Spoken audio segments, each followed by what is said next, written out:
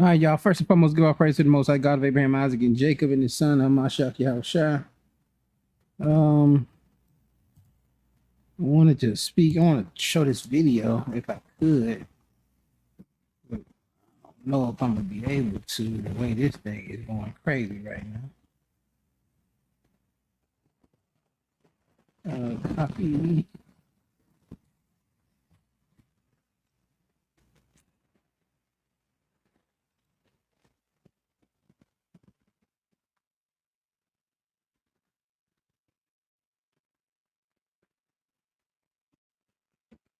I don't know if I'm gonna be able to do it, but I don't know if y'all familiar with this dude.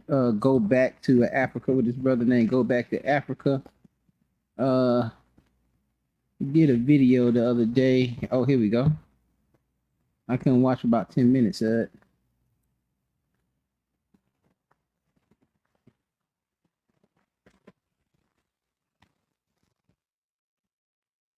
But I wanna share this video. Hold on. Invite. Present. And he's gonna talk about it was really him criticizing this other YouTuber named Mr. Beast. And this dude, Mr. Beast, probably one of the most profitable people on YouTube, or made probably the most money on YouTube, but most of his content is giving away stuff, helping people with stuff. You know, oh, if you stay in this supermarket for a day, I'll give you 10,000 for every day. Or whatever you could put inside of this circle, I'll buy for you, or whatever the case may be. Majority of his content is like that. And recently he did he said, okay, we're gonna try to do 100 whales. We're gonna do 100 whales. We're gonna build 100 whales in Africa. We're gonna build 100 whales in Africa. And you know, there was people that was criticizing him about it. And we'll see here. Look at this video here. And we'll see Mr. Go Black to Africa. Twitter.com is hosting its biggest. He was sale criticizing ever. him about If you it. want to learn how to shoot. I want to see if we're gonna be able to watch it, but my internet is acting crazy. Like somebody might got my code or something. Hold on. Shoot and edit professional videos, grow on YouTube. Well, let me get off of it. Tug on people's hearts, try to pull.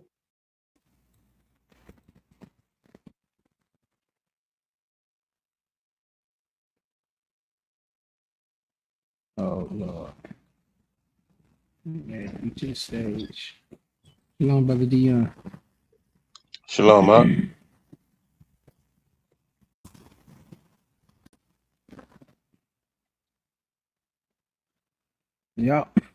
Y'all bear with us.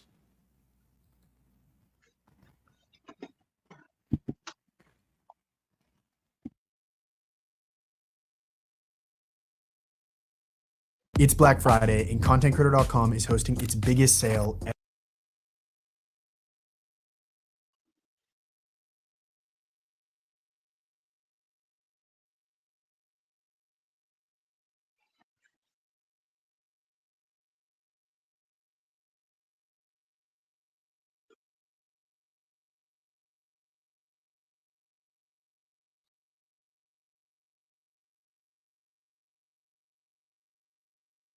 If you want to learn how to shoot and edit professional videos.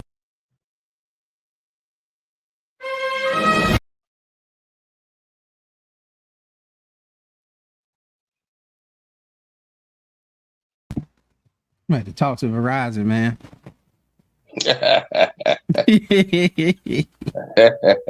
I talk to these folks, man. You know.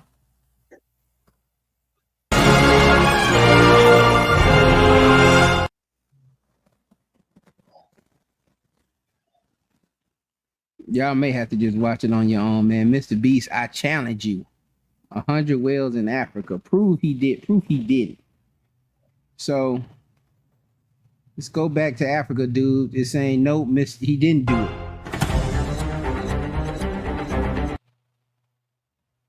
No, I can't keep playing with it, y'all. I apologize. We got to get this stuff together, man. I thought I might have had it together. We made some adjustments, but I don't know. It's just slow. It's still slow. It wasn't like this. Maybe one of them kids done went down here and got my darn, got my Wi-Fi.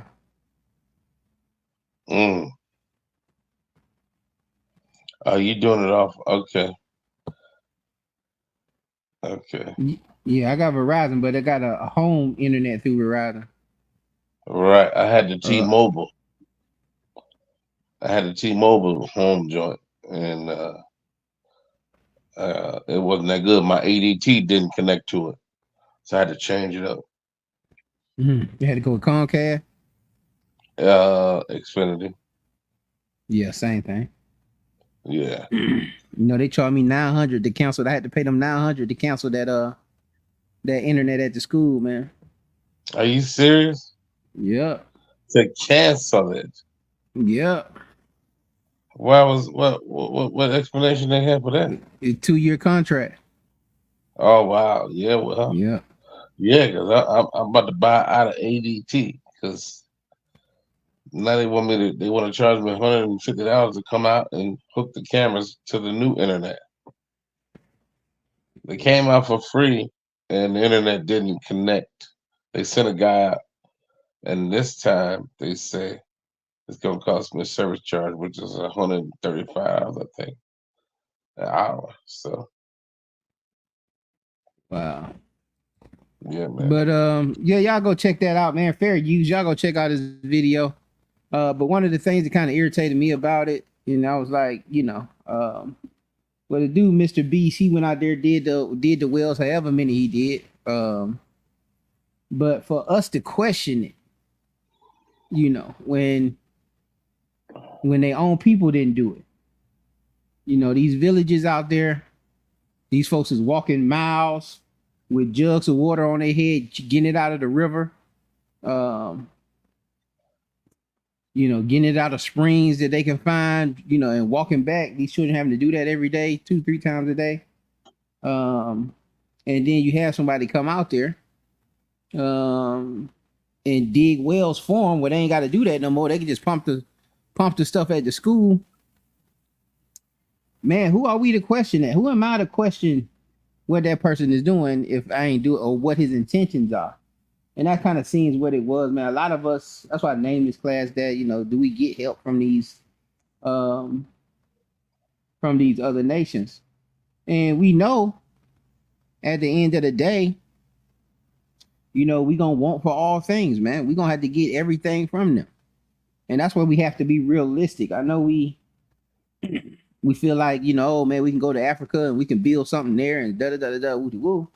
But if they under these same curses, man, you're gonna have to get this stuff. Everything you want, all needs gotta come from. It's gonna come from what you consider your oppressor. And so sometimes there are people who misuse it, you know, and misappropriate the funds and so forth. I know you be online sometimes, dog. I know you're very rare, but you know, how many people you ever seen the Nigerians ever hit you, or West Africans ever hit you with the Hebrew names and send you the friend request? Nah. Usually when they hit me, you know, I'll friend them, and then, you know, I get a shalom, and soon after that, you know, they asking for donation. Right. You know what I'm saying? They asking for donations, and it's so prevalent. There's so many of them doing it that, you know, you start questioning the intentions, or is this really happening?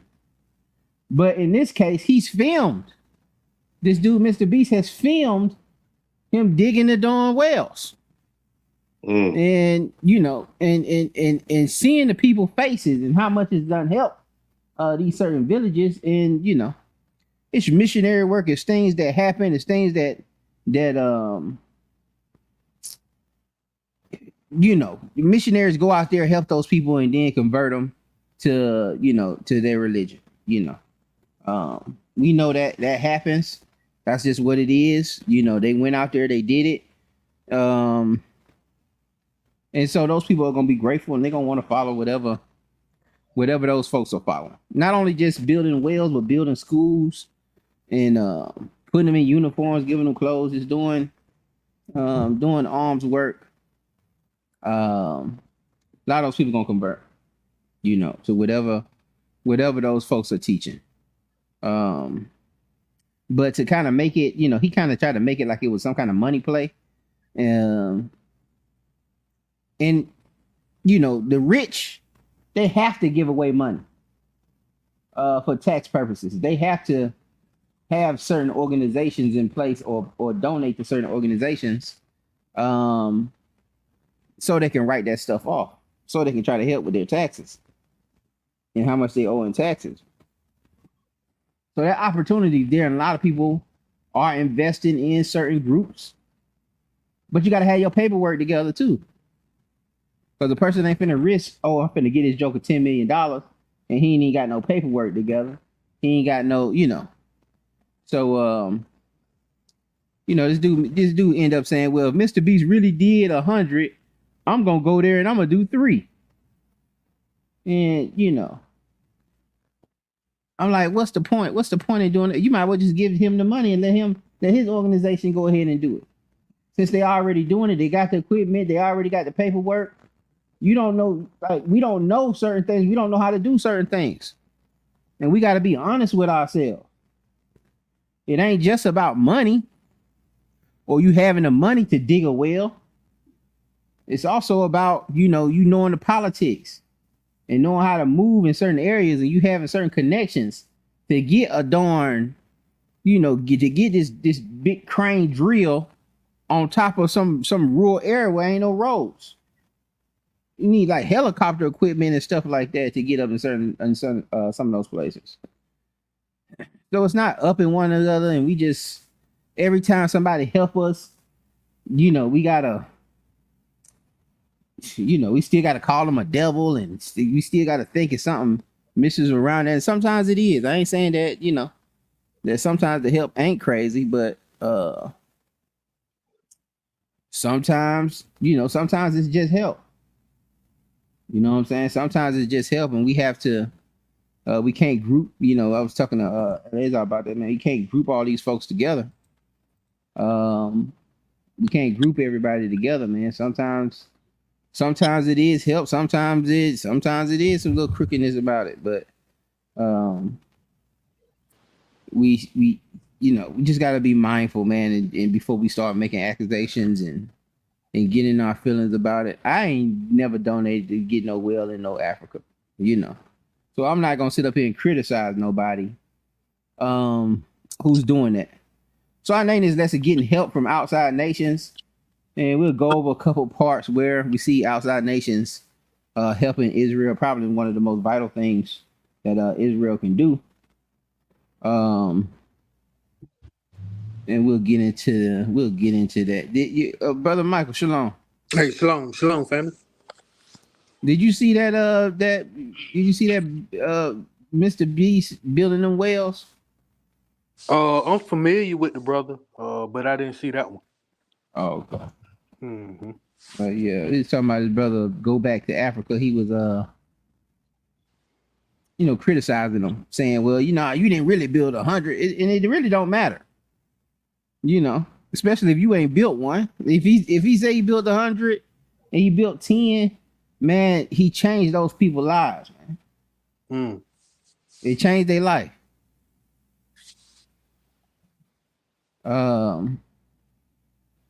But let me share my screen, man. We go to 2 Chronicles chapter 2. Present. Share screen. Second Chronicles. Second Chronicles chapter 2. And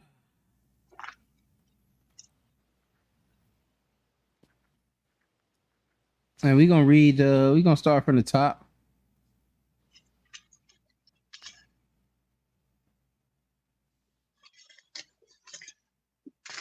This is the book of Second Chronicles, chapter 1 and verse 1. Chapter 2 and verse 1. Solomon, what's that? Chapter 2 and verse 1. Oh, two, my bad. It reads, and Solomon determined to build a house for the name of the Lord and a house for his kingdom. And Solomon told out 70,000 men to bear burdens, and 80,000 to hew in the mountain, and 3,600 to oversee them. And Solomon sent to Hiram, the king of Tyre, saying, as thou didst deal with David my father, and didst send him cedars to build him an house to dwell therein, even so deal with me. Behold, I built an house to the name of the Lord my God, to dedicate it to him, and to burn before him sweet incense, and for the continual shewbread, and for the burnt offerings morning and evening, on the Sabbaths, and on the new moons, and on the solemn feasts of the Lord our God. This is an ordinance forever to Israel. And in the house which I build is great, for great is our God above all gods. But who is able to build him a house, seeing the heaven and heaven of heaven cannot contain him?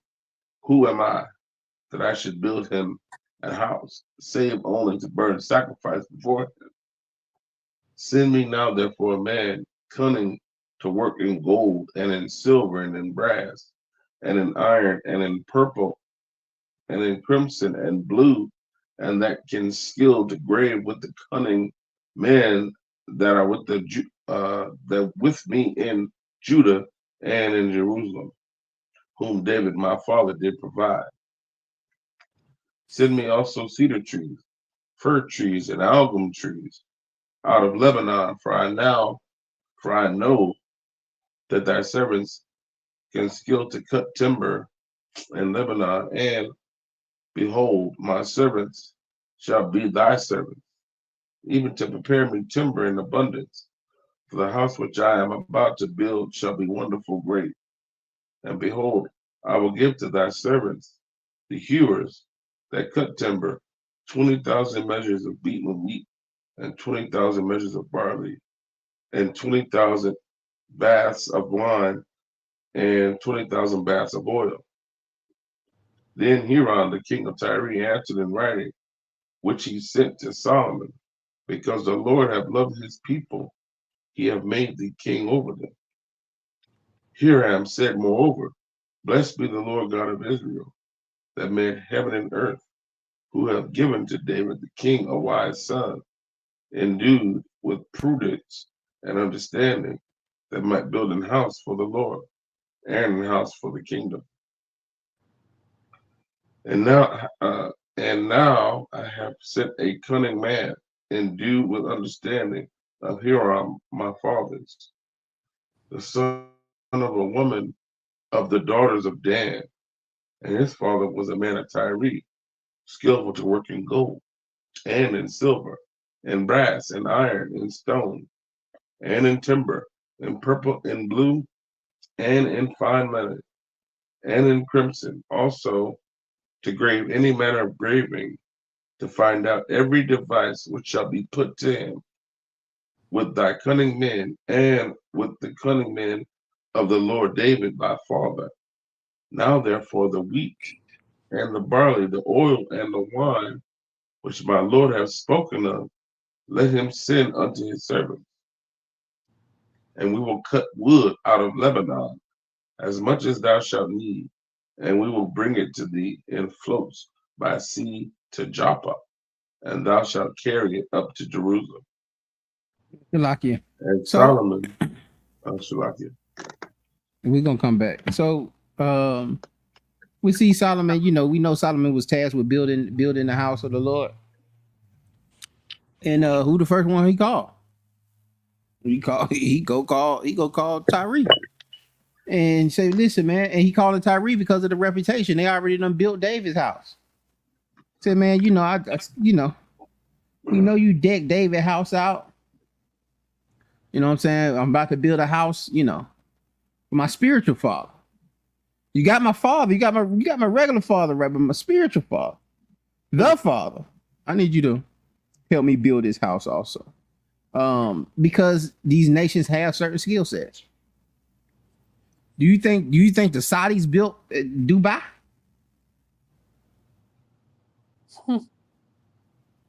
Or did they call some other nations in to help them build that? Because they got the money.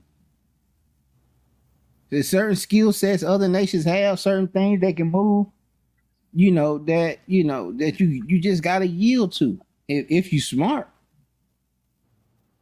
And we see Solomon, one of the wisest people, like, hey man, let me get some of them Lebanon tree. Let me holler at Tyree and get them to build this thing right.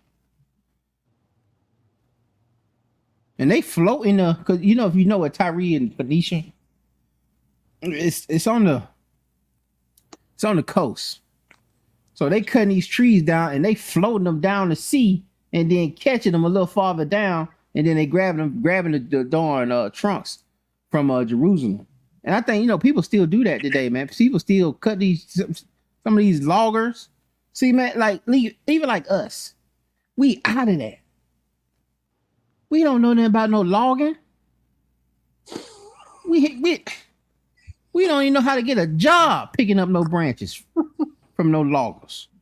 We don't know where to put an application in to become a logger. And these folk got these big old machines that can I think I got a partner who cut trees out here. And he having to learn. He first generation, and he going through it. When I tell you he going through it, I'm talking about he going through it. Just not having the insurance, death. Yeah, one of his people die falling out of a tree. Not having proper insurance and licensing and the works there, but ain't nobody there to teach him.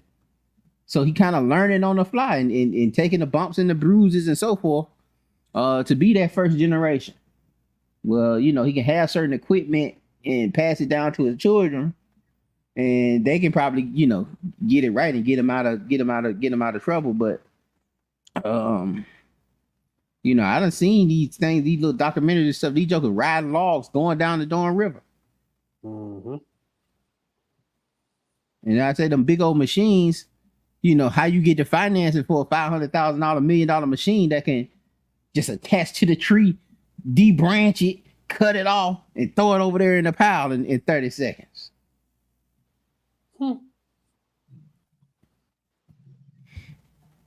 And we don't know then, man, we be scared of them machines, man. I see these folks leave all this construction equipment out, almost like they got the keys in it. Feel like they got the keys. I feel like I just jump in there and but you don't know what to do. And it don't take about 30 minutes. Take about 30 minutes to learn the machines, man. I had a buddy of mine go to a job. He filled out an application for the construction company to drive one of them excavators. And he said he watched a 30-minute video. Had no idea how to drive it. Watched a 30-minute video. He thought he was just gonna go in for an interview, but they took him out there in the dirt and got him into the machine. And he didn't do enough to pass.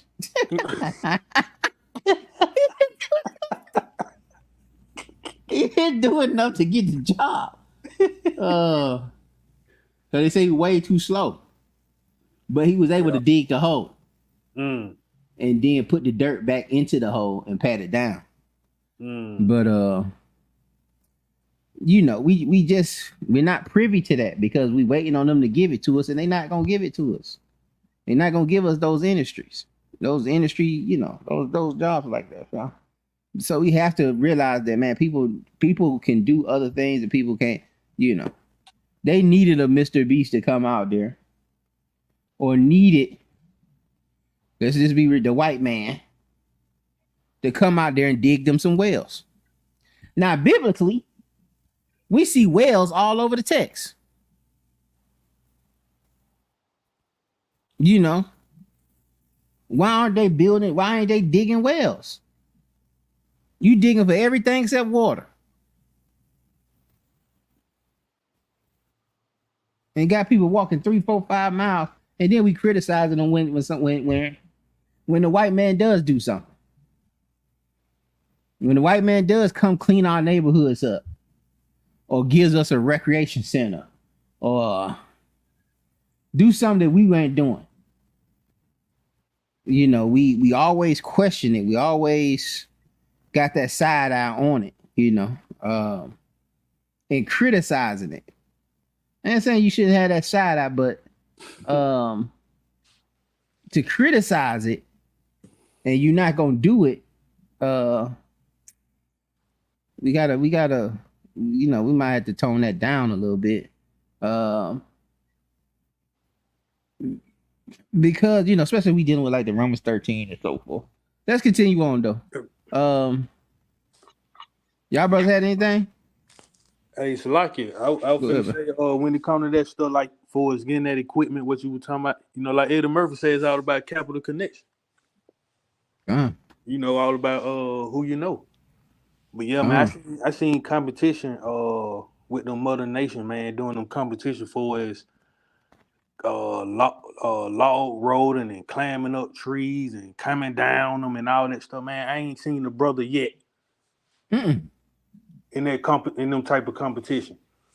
It is what it is. Stay in your lane. But I yield. Gone. And know your lane. Know your lane. You know what I'm saying? And we see, we see Solomon, he got, he issued some Israelites out there to be whores and to cut down trees and stuff, but he knew where the strength was at in Tyre. What was that? Verse 17? 17. And Solomon numbered all the strangers that were in the land of Israel, after the numbering wherewith David his father had numbered them, and there were found 150,000 and 3,600. And he set 70,000 of them to be bearers of burdens, and 80,000 to be hewers in the mountains, and 3,600 overseers to set the people a work. All right, and so we see he numbered the strangers, numbered all the strangers in the land, just like his brother, just like his dad did, and set them in certain places. Set some of them actually 600 of them to be overseers over those strangers. And we see in the beginning at the top, we see him the 80, verse 2, it says 6,000. Solomon told 10,000 men to bear burdens, 80,000 and to hew in the mountain, and 3,600 to oversee them in Israel. And then we see the strangers actually building also here at the end in verse 17 and 18 when we after he talks to the king of Tyre. Let's go to Ezra 1:1. And we'll read that also. And this is again, we talking about how that temple was built. Now, once that got destroyed, they trying to rebuild it with the Persians. And what if we don't refuse their help? What if we say no? I'm gonna say something. You say something. Y'all ain't gonna like it. Now we know the effects of the consequences of the food stamp program, welfare program. Right? Mm-hmm. Do you take away the food stamps? What does it look like without the food stamps? Mm. If we just gonna be 100, do we not want the food stamps? Believe it.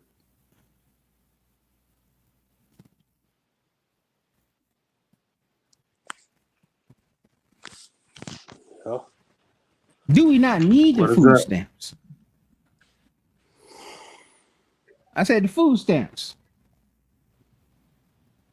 We know the consequences of the food stamps and how you had to take the father out of the house, right? Yeah. But That's at true. that time, 924. Shalaki. go ahead, bro. My bad. That's that gift destroy of the heart. A gift destroyed the heart. Got you. Uh, If the father's Shalaki. there, and the children are still not eating, Mm.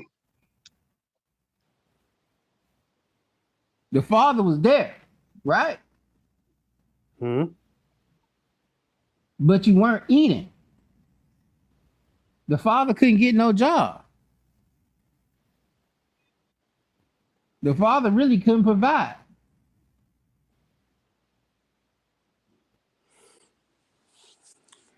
Yeah.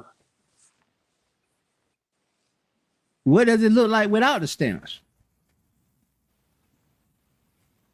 What does it look like without the peanut butter, the welfare cheese, and the little a slab of bologna?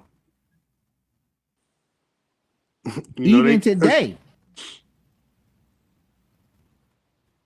even today, a lot of families are still dealing in welfare. And a lot of these women got men around, but they ain't living out. They probably ain't living in the house, but some are. And some people are married with food stamps. And some people getting so many food stamps that they can sell them.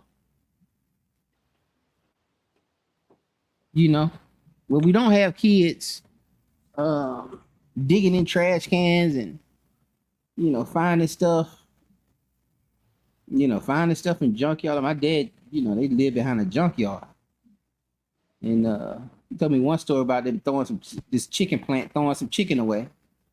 And it was about bad. And they ended up getting about 6-7 bags of that stuff, man. He said his grandma ended up darn near pickling it. They tried to put it in vinegar, soak it in vinegar, so you wouldn't taste the spoiledness on it. And you just don't see, and you don't see that today. And they was probably getting stamps too, but it probably wasn't enough. You know what I'm saying? But my thing is to say a lot of people wouldn't let it go, even today, even when we know the effects of it. In my opinion, I feel a lot of people still wouldn't let those stamps go. Even I seen this dude, this comedian, he got on the 85 South show. I don't know if this is true or not. He could have been telling a joke or whatever, but he was a YouTuber or whatever. He was getting unemployment from his job. But when he went on the 85 South show, they end up having to pay him. And they reported it, and they was asking him about, man, that 85 South show was a blessing. Wasn't he? Was like, it was a blessing and it was a curse too, man, because it cut off my unemployment, man. He said it took me 4 weeks to get my back on unemployment. Because they had to write me a check. I said, man, you ain't got to pay me. You ain't got to pay me. And he's like, nah, they because of the paperwork and the professional, whatever, they pay everybody that come on the show. And you know, they got notification of that, and they cut my unemployment off. Mm. So I went 4 weeks without without any money. But you know, I get the consequences of it, and I also see a need for. I also see that, and again, it's just my opinion. I also see that there was a need for it, and there still is a need for it. You know, I feel I need them. Shoot, you know, you spend $50, man. You come home with a meal. You know, That's right. you know, the groceries high, man. Groceries is high, man. And you know, anytime I can get a chance to buy them, you know, I'm gonna buy them, and I ain't buying them because I need them. If I can get it, I need them stamps. Where we at? Extra one. Anybody got something? Y'all got something on it? You can go speak your mind. Like, I was just giving my opinion on it, man. You know, I think it'll be, like, in my opinion, I think it's gonna be much worse without them stamps out here. Hey, so you know, it's a saying now. I could do by myself. You feel me? When it comes to them stamps, when you saying, you know, a man in the house couldn't provide, and it not to say, he ain't want to. Nah, he just didn't have the opportunity. The opportunity's not there. Yeah, man. So you know, it's all crafty counseling. Them folk know when they were doing when they implemented it, man. You know you need this help, and if you want this help, you gotta abide by these rules. So we all know, man. But I yield. Come on, I'm gonna show y'all something. Go ahead, brother. And you know, they also gain leverage with the child support system when they can justify that money. So any money, any public aid, any food stamps, any assistance they use, because 9 times out of 10, the money that you paying out your check ain't all going to her. A large percentage of that money is going to the state. I yield. Yeah. And that's another system implemented. And again, it might have been from you trying to help, but there was consequences. It made our women think a certain way. I seen a video where this woman with this little girl was told her teacher, I'm just gonna have multiple baby daddies and they gonna pay me child support. Like my mama. Wow. And the young boy said, why would I go out here and get a job when I can go out here and rob somebody and make a couple $1,000s in 30 minutes?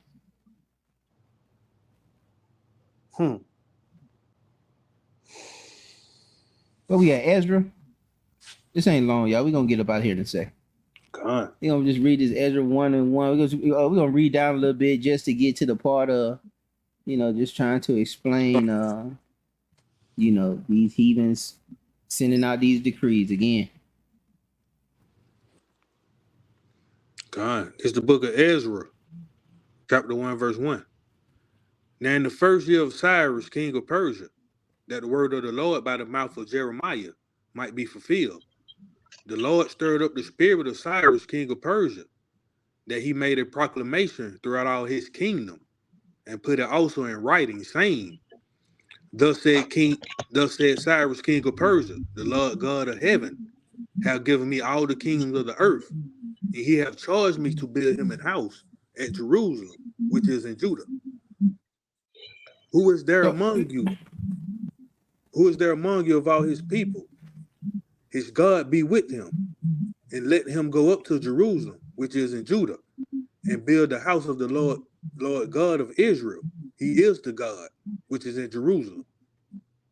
And whosoever remaineth in any place where he sojourneth, let the man of his place help him with silver, and with gold, and with goods, and with beasts, beside the free will offering for the house of God that is in Jerusalem. Then rose up the chief of the fathers of Judah and Benjamin, and the priests, and the Levites, and all them whose spirit God has raised to go up to build the house of the Lord, which is in Jerusalem. And all they that were about them strengthened their hands with vessels of silver, with gold, with goods, and with beasts, and with precious things, besides all that was willingly offered. Also Cyrus the king brought forth the vessels of the house of the Lord, which Nebuchadnezzar had brought forth out of Jerusalem, and had put them in the house of his gods. Even thus did Cyrus, king of Persia, bring forth by the hands of Merodach, the treasurer, and numbered them unto Sheshbazzar, the king of Judah. And this is the number of them: 30 charges of gold, 1,000 charges of silver, 29 knives, 30 basins of gold, silver basins of a second sort, 410, and other vessels 1,000. All the vessels of gold and of silver were 5,400. All these did Sheshbazzar bring up with them of the captivity that were brought up from Babylon into Jerusalem. And so we see here again, you see the king of Persia saying, you know, I've been charged with building, you know, rebuilding the house of the Lord. And he let everybody go back and gave them a decree, let all the Israelites go back, help build this thing. Gave them a decree that anybody that was around that could help, make sure they, you know, they give gold and they give silver. They have what they need in order to do this. And some taxes and some other stuff got involved a little later in this thing that made things a little expensive. But if you're going through Jeremiah, Nehemiah, Ezra, Haggai, you know, once they finished this thing, man, it was terrible. You know, they were crying because it didn't look like that first temple. It wasn't the quality that that Tyree, you know, and when Tyree and Solomon were putting that thing together. But we still see that you know, we still see the other nations involved in this to help to try to accomplish this. And we see this, you know, this is what we talking about in when we talk about the Amos 9:11.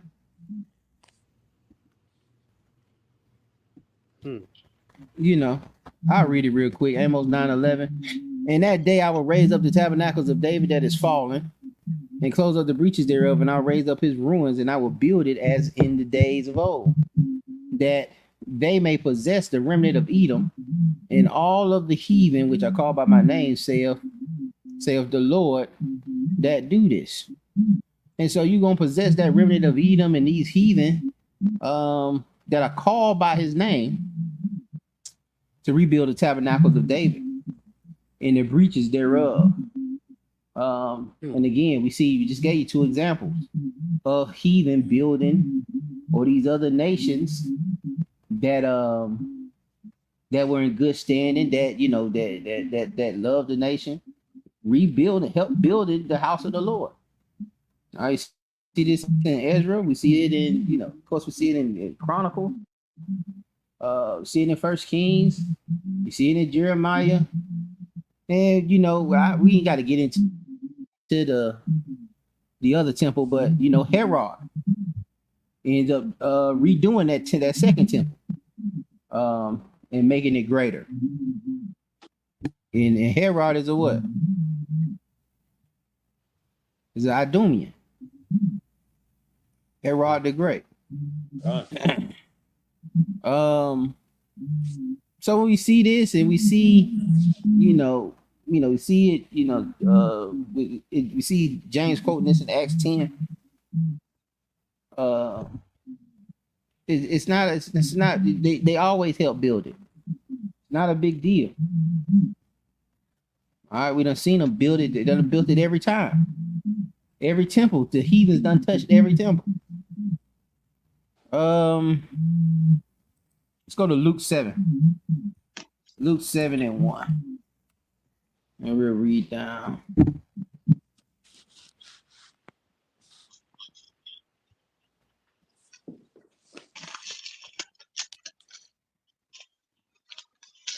This is Luke chapter 7 and verse 1. Now, when he had ended all his sayings in the audience of the people, he entered into Capernaum, and a certain centurion's servant, who was dear unto him, was sick and ready to die. And when he heard of Jesus, he sent unto him the elders of the Jews, beseeching him that he would come and heal this servant. And when they came to Jesus, they besought him instantly, saying that he was worthy for whom he should do this. Now For he listen to loved what he's our saying. nation. Listen to what's happening here. All right, you got a centurion.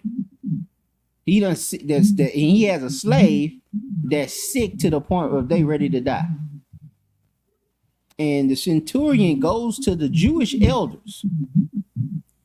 All right, sends for the Jewish elders once he hears about Christ.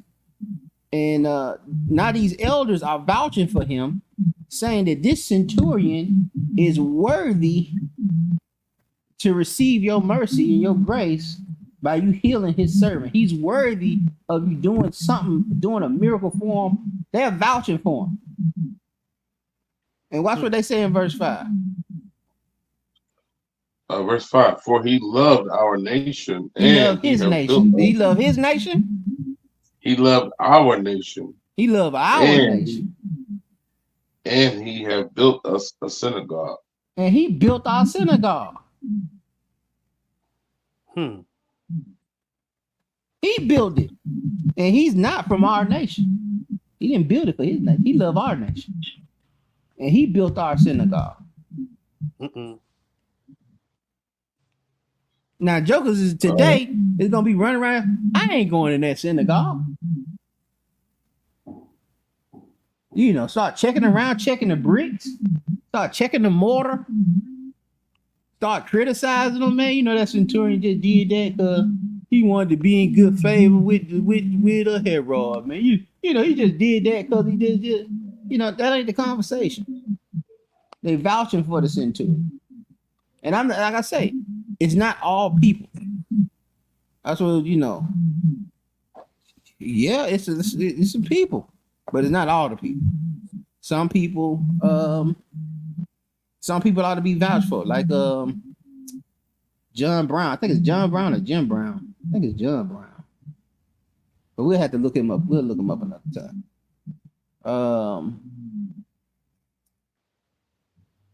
Go ahead. Then Jesus went with them, and when he was now not that far from the house, the centurion sent friends to him, saying unto him, Lord, trouble not thyself, for I am not worthy that thou shouldest enter into my roof. Wherefore neither thought I myself worthy to come unto thee, but say in a word, and my servant shall be healed. For I also am a man set under authority, having under me soldiers, and I say unto one, go, and he goeth, and to another, come, and he cometh, and to my servant, do this, and he doeth it. When Jesus heard these things, he marveled at him, and turned him about, and said unto the people that have followed him, I say unto you, I have not found so great faith, no, not in Israel. Not in Israel. And they that were Shalakid. And they that were sent. That's it. No, you can go ahead. You can go ahead and finish up.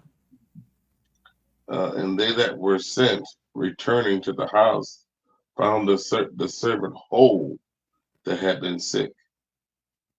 And it came to pass the day after that he went into a city called Naam, and many of his disciples went with him, and much people.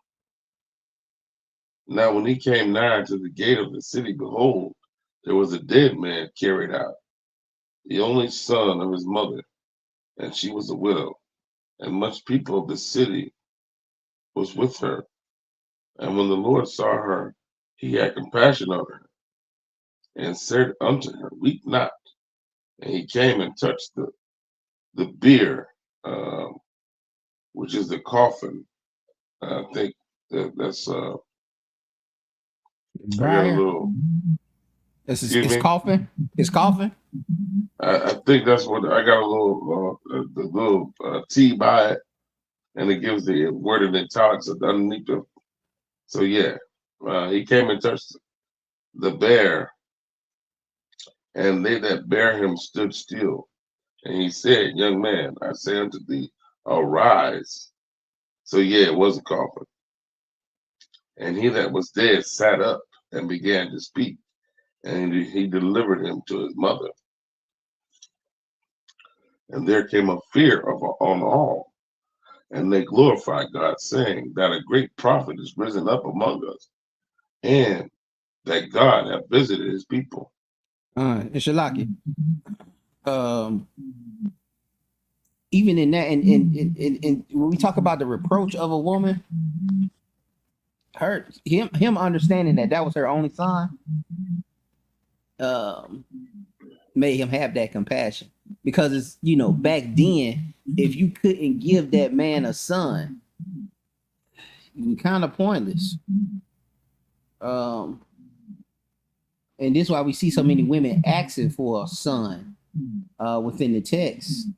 So many barren women. We see so many barren women receiving sons at old ages where they weren't supposed to be able to have no son. Because if you couldn't do that for your husband, you were reproached. You was considered cursed.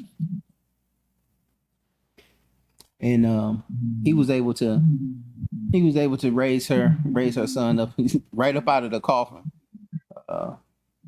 But to the point of, again, them saying the centurion, man, I ain't seen this kind of faith. I ain't seen this in Israel. And we see that centurion actually, built a synagogue for his love for Israel. He built us a synagogue. Probably so he wouldn't have to travel so far to hear the word. But whatever the case may be, again, I would consider him a heathen with that, especially with that last statement that he said in Luke 9:7-9. And he built a synagogue. I don't know what to tell you. We shouldn't despise that. Sometimes you shouldn't despise it, but I'm not telling you to just, hey man, just be out here and just let your guard down. But some people just do things because they can, and they have the opportunity. It's not as hard for them to do it as it is for us. It seems almost impossible for us to go build or adorn to even get to Africa. All right. To get a round trip to Africa almost seems impossible. Let alone to take some giant equipment over there and start drilling holes everywhere to give people water. But it may not be, but for them, it's not, for Mr. Beast, it's not that difficult. It's probably still difficult, but you got the finances. You know what I'm saying? Mm-hmm. You can make the phone calls and get them people to do what they need to be doing and get that equipment out there. And you make the content. Well, he wanted to make content. He made, the video got 100 million views, and it don't matter. None of that matters. Except people got water. People who didn't have clean water to drink. They have water to drink, man. And really, that's priceless. Really, what he did for them is priceless. And I say it may have some stuff to it, but I say, man, everybody trying to do it. Ain't nobody doing nothing for free. Even when they have those non-profit organizations and so forth, man, you still gotta. Everybody ain't finna volunteer like that, man. People still got to get paid. Hmm. Y'all got anything? I want to show this. We find this real quick. Hey, Shalaki, I was just gleaming from that Luke chapter 7 and verse 9. That was a gut punch if I ever seen one. You know, if I would have heard that, man, I would have crossed my arms and probably been somewhere a pound. You know, when the Most High said I'm gonna strike you, the jealousy ain't no joke. I hear them. And too, we got to remember that the Jewish leaders were vouching for him. Mm-hmm. You know, they were like, "Listen, man, he worthy, man. It's a good brother. It's a good brother right here." But they didn't think he was gonna say, "Hey, man, I ain't never seen no faith like this." They don't think he was gonna say he was. He gonna say he was gonna be that good too, though. They Like didn't think he was gonna do that. You over there looking like G Money now. Right. Yeah. Oh man. Yeah, man. I want to show y'all this last thing. See what y'all think about this too.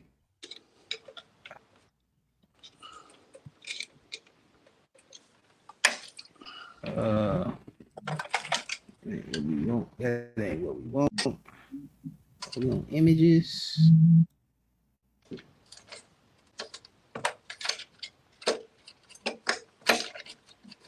Oh, why is it going to picture of the wicked?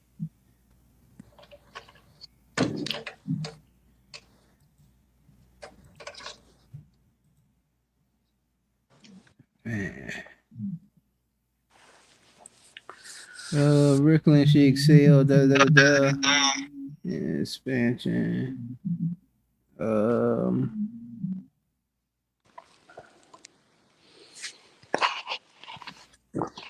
Other she's known for.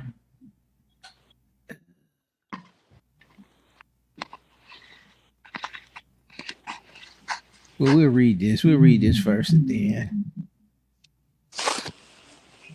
Hold on. Share this tab instead. Y'all know about Shirley Chisholm? I definitely heard of it.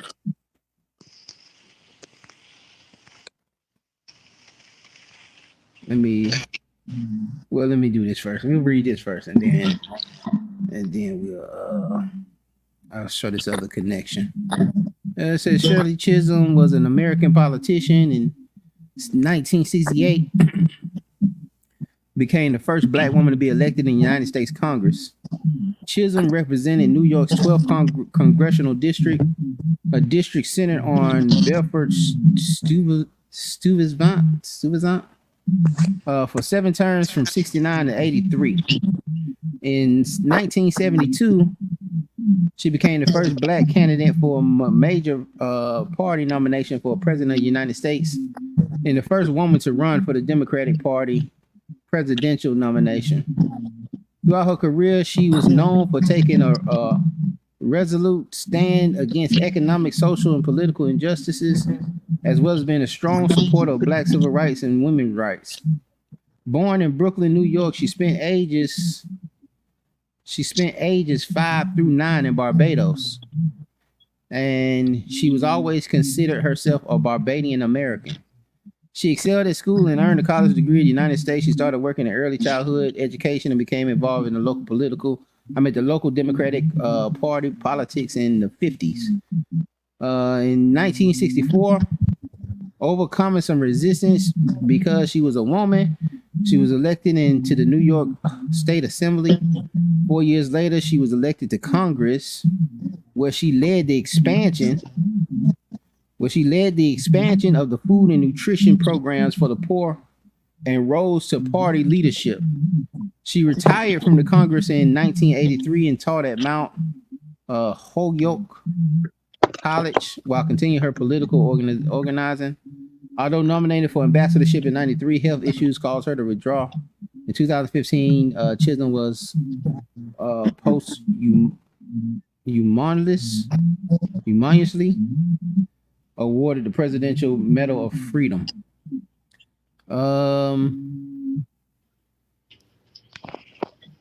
let me go back here.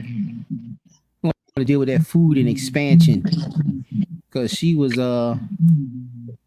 pivotal in the whole stamp program.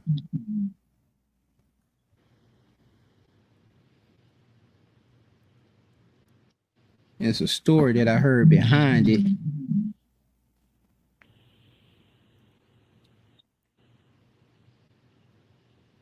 Share this tab instead. I wonder, will it play? Oh, I shouldn't have did that. The year was 1969, and Shirley Chisholm had just made. No, I shouldn't have did it. Hold on. We just had to read. Yeah. And she, history first black woman ever elected to Congress. She represented a heavily urban district that included the neighborhood of Crown Heights, New York, where she resided. Said Chisholm had high hopes of improving the lives of her constituents, many of whom were poor and uneducated, by serving the House Education and Labor Committee. But instead, powerful politicians maneuvered to blunt her influence and popularity back home by forcing her to focus on irrelevant to her inner city constituency. They regulated her to be an obscure subcommittee of the Agriculture Committee. So Chisholm wanted to be in this House of Education and Labor Committee, but you know, they end up finessing her and made her part of the Agriculture Committee. You know, and she was upset about it. Representative Chisholm was understandably frustrated, but one day she received a phone call from the office of a rabbi who lived just one block away from her. None other than Rabbi Menachem Mendel Schneerson, the Lubavitcher Rebbe. At the Rebbe's urging, Chisholm shared her feelings of hurt and anger at being sidelined from a position in which she could truly help her district. The Lubavitcher Rebbe's response surprised Chisholm and changed the trajectory of her career. He said, "What a blessing. What a blessing God has given you." He said about her appointment to the Agriculture Committee. He said, "This country has so much surplus food, and there are so many hungry people. You can use this gift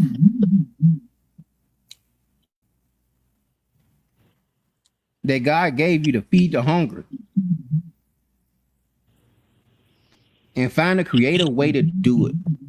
Shortly after, Congressman Chisholm met with Bob Dole, then a first-term senator from Kansas, who told her that Midwestern farmers were producing more food than they could sell and was losing money on their crops.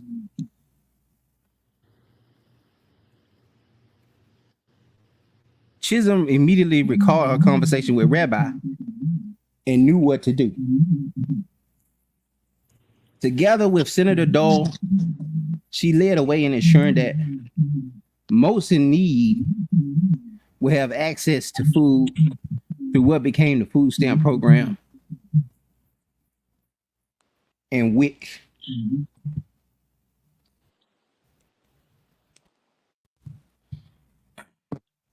So that when we go back and we look at and when we understanding, you know, what's going on, do we, you know, I know we got the narrative of you know, these folks just wanted to destroy us.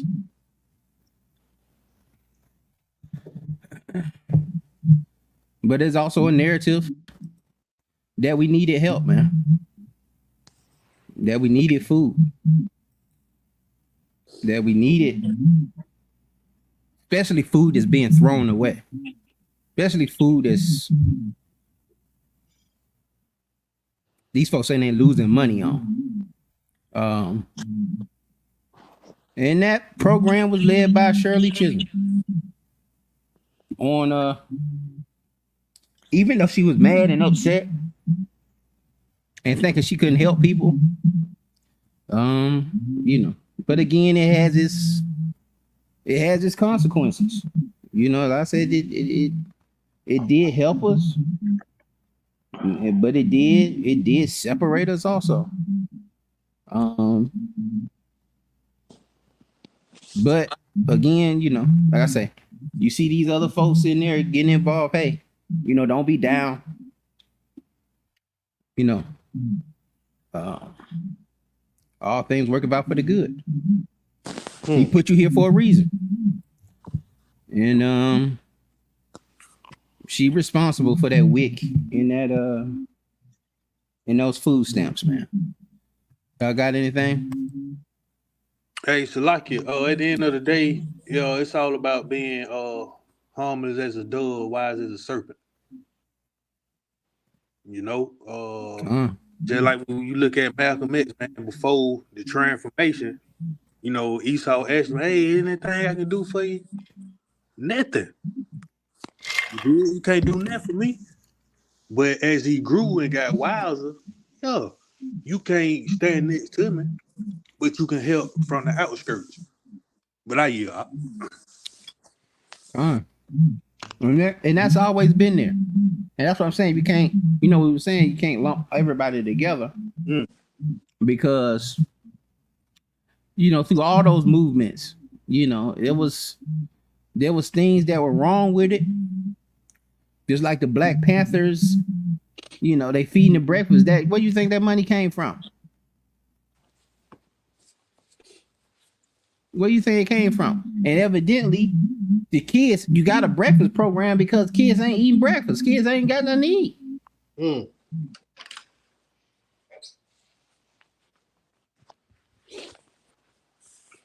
So I saw the program where kids can eat.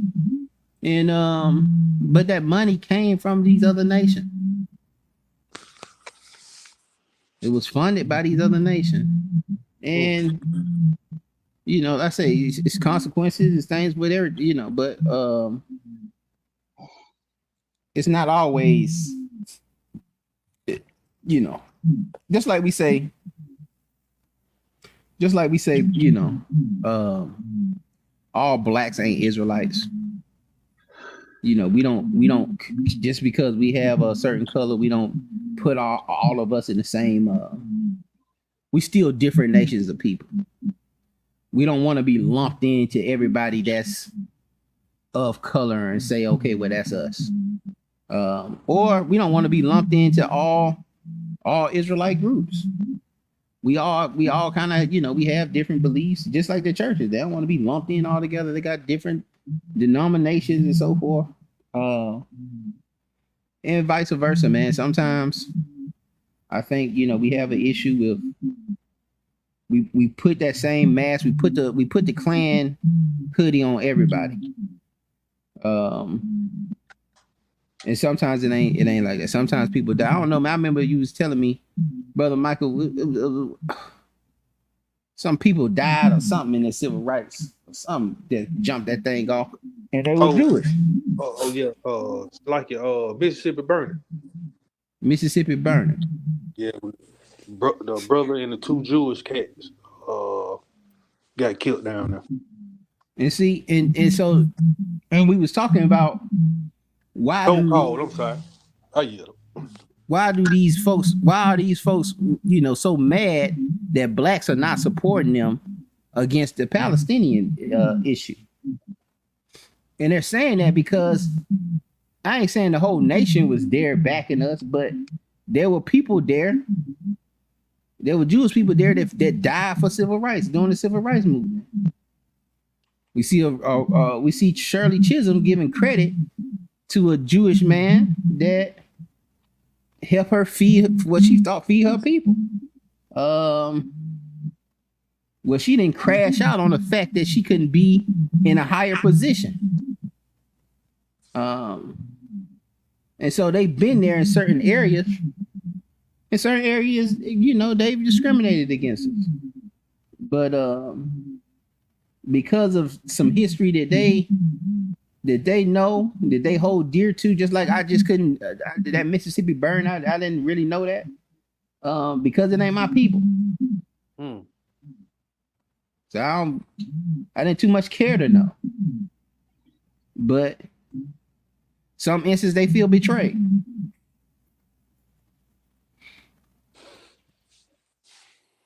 And let me ask you this. Who supported us more? What nation of people supported us more? Who supported us the most during the civil rights movement?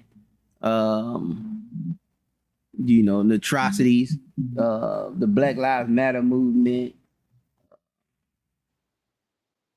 Who supported us more? Who supported the Black community more? If we had to name anybody, and that's a question because I don't know. I don't know. I don't even. It's like it, but you know, like we talking about behind the scene. We know it the so-called Jewish man. You know, like the Black Lives Matter, man. You know, we were the face, but the money were being pumped from the background.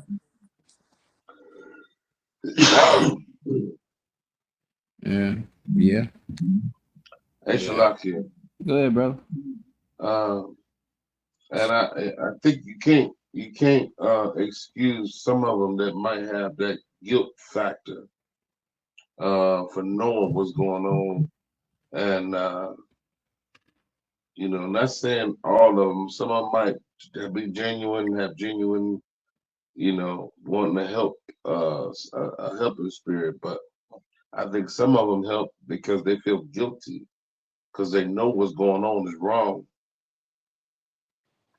and to be on that side to cure the problem would be more condemning than just like giving them treat like a doctor giving you medication to treat the pain instead of curing the problem.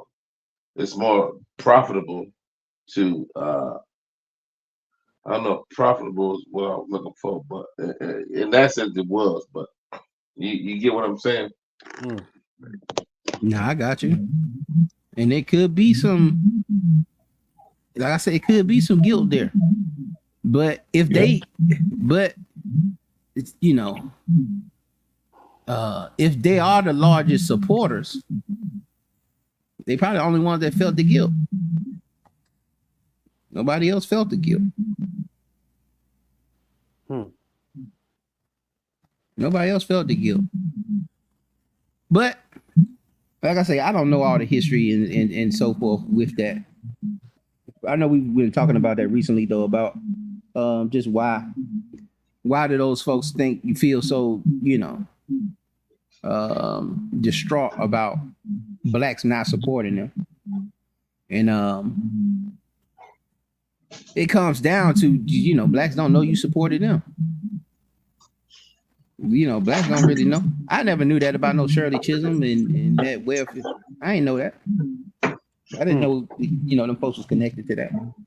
Even though it wasn't even nothing, it was just a gesture. But she took it in a way, and I've read other articles, you know, from like her books and stuff, but she mentioned that how pivotal that conversation was for her. But you know, you're not taught that. You're not taught that information. You don't know what's going on. You know, you just don't know what people have done. But you know, people have looked out because we have to be looked out for because we don't control nothing. We don't own nothing. We don't produce nothing. You know, even in Ghana, I'm gonna get ready to close out, y'all. Even in Ghana, I've been watching a lot of like that village life and people moving out there and why people, but you can't own land in Ghana. So people moving Really? out there, oh man, y'all come back on over here. You can't own the land. You could only lease the land for 5 years. Wow. All the land belonged to the president. Extra lucky. Ain't that what IUIC got that school? Yeah, Okay. but they can lease it. You know, they can lease it, but they can't own it. They can't own that land. And if the president want that land back in 5 years, he take that land. Uh, And so a lot of these people been moving. They've been leaving Ghana and moving to Kenya, because you can own the land in Kenya. But you know, it's it's different, man. It's different in a lot of different places, man. It's a lot that we don't know, man. And it's hard to really point out the enemy, but we have to start putting names on it.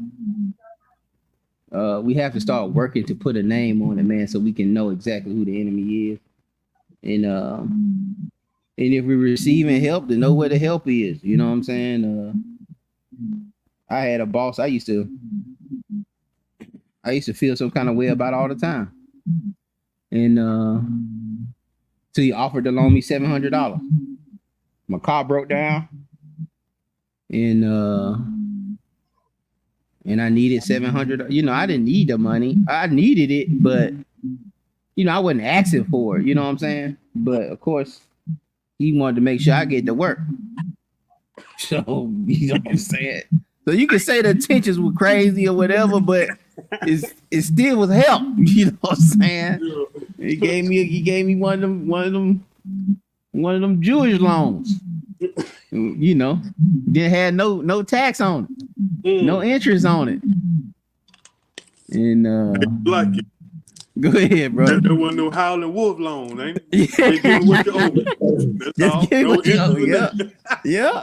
They said we're gonna take $50. Take $50 out your check every week, man, till you pay it back. Yes. Man, I say, yeah, man, I need that, man. And I end up getting that little red car y'all be see me in. Mm. Hey, But but you know, go ahead, bro. it's a lot going on right now. Like you say, you got some people who probably feeling guilty and use their financial backing to try to do what they think right. Then you got other people like the lady who sit on the Israeli council, man, and say we are the problem. Y'all at war, but you saying black people are the threat and the issue. Like these people, these folks know something, you know. But I hear. Yeah. But like I say, we got to start putting names on it. We got to start working a little harder to put the names on it. You know, we say these people, them folks, and we really ain't got nobody to attack. You know, we really, even on the highest level, you know, with your Kanye's and so forth. Well, he had some names. Kanye had a chart with some names on it.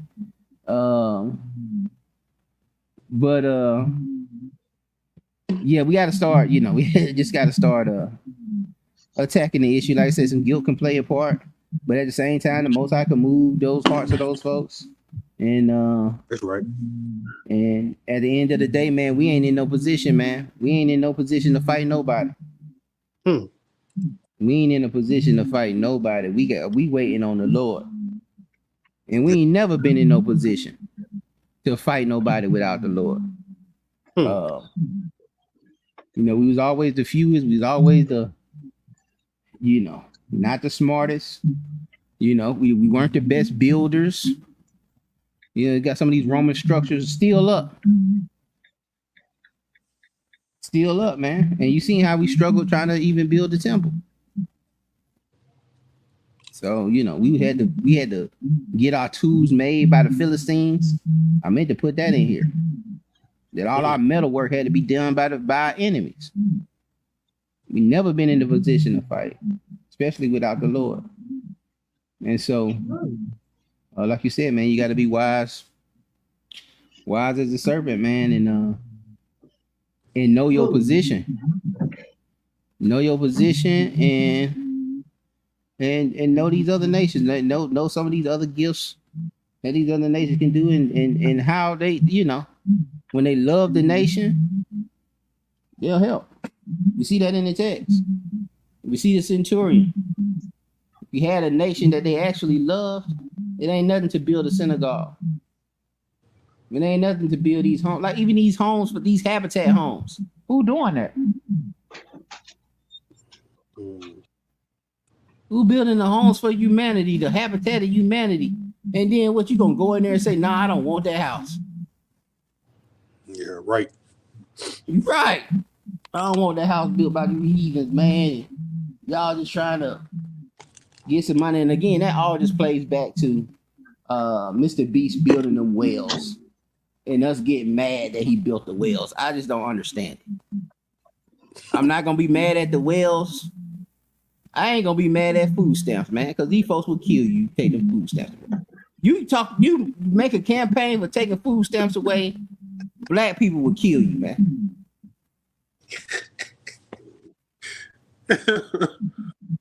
Oh, B. And she ain't gonna take you back in that house. Hey, She still ain't gonna want you, man. Because you gotta be able to get them food stamps, man. You gotta be able to do that. But if you unemployed, if you can't, that's what I'm saying. We having these arguments within the community about 50-50 and oh, the man's supposed to pay everything and with the woo. And especially back in those times, man, women weren't working like that. You know, too many people weren't working. So if you don't have an income, some income got to be in there. But I yield, man. It was, you know, Hey, it was just really based on. Go ahead, bro. Now I feel I get the anger. I promise you I understand. But he ain't now, brother, gonna say, man, I don't want that check this Friday. Yeah. Esau cutting that check. You better stop it. Yeah, we gotta just be realistic, man. That's all I'm saying, man. That's real. We just gotta be realistic, man. Like, I get it. It's the oppressor and this my slavery. But bro, you know, you signed up for it. You can grow some food. You can grow it. You ain't got to go to the grocery store. Oh, they putting all the food in McDonald's, they're trying to kill us. You ain't got to eat it. We just got to deal with what we can deal with, man. And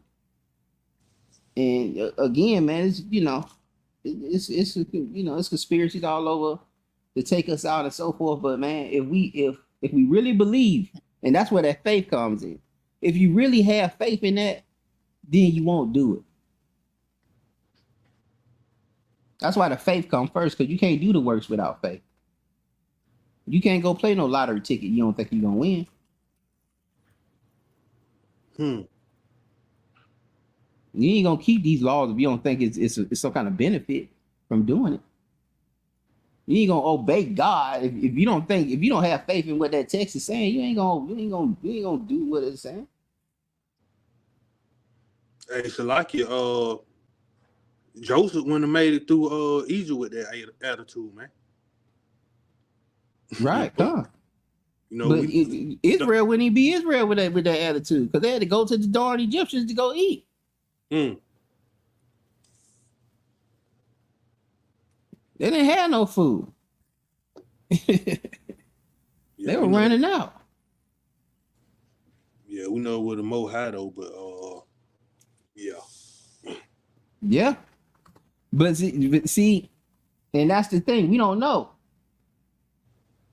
You know, we don't know. We make everything on a negative note, but sometimes it might be the Most High that gave you that house, man, that habitat from home. You done made that draw. I don't know how they get them houses, but you know, I'm sure some prayers were answered.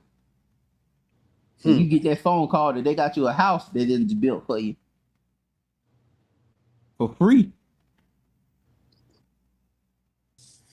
So, hey, Shalakia. Go ahead, bro. You know the girl that decorated my wedding. She is living in that habitat, a home for habitat. See? You remember that? You remember her? Yeah. Yeah.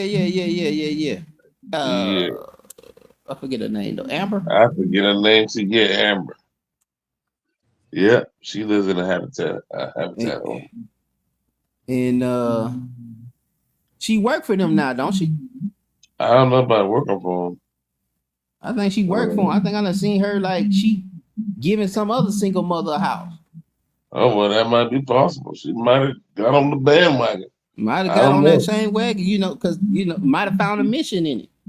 Absolutely. But She that's a definitely is miracle. about that charity work. Yeah, man, that's ain't nobody finna take that house back. Come on, some man, nah, man, he gave me a house. Shoot, no, man. Prayers get answered, man. And sometimes he used them to bless you. Sure. So not everything is negative. That's all I'm saying. Some Well, things she got a are. Not mortgage. saying She got a mortgage on that house. oh, It ain't free. but they helped out. Absolutely. Oh, praise. Brand new everything. So yeah. Oh, crazy. But I yield with that, y'all, man. Y'all got any closing remarks? Nah, I'm good. All right, man. Shalom, Israel. Man, I pray this thing was edifying. Y'all be blessed, man. We'll see y'all on the next one on Bring It Out TV Fridays, 8:00. Or is it 9:00? 8:00. We'll see y'all there on Bring It Out TV. Y'all have a blessed week, man. Shalom, Israel. All right, shalom.